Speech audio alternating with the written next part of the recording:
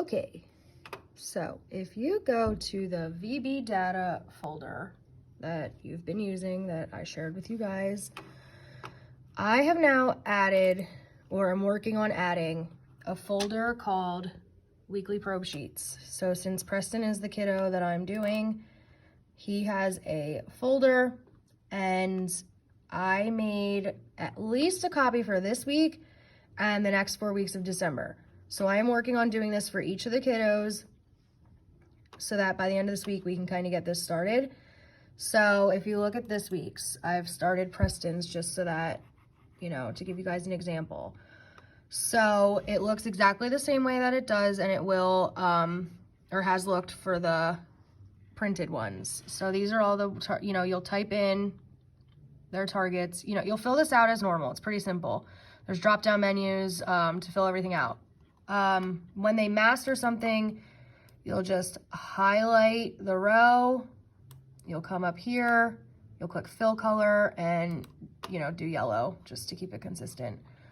So it's all pretty similar.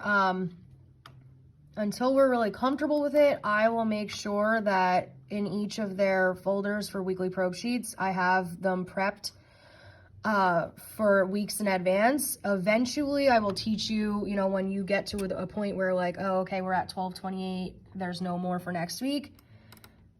What you would do is you would come into the last one that was done and you would go to File, you click Make a Copy, and then what you would do is you would just change the name of it. So the week after 12/28 is going to be, it would be January 4th. So what we would do is you would just change it to week of 1/4/2021.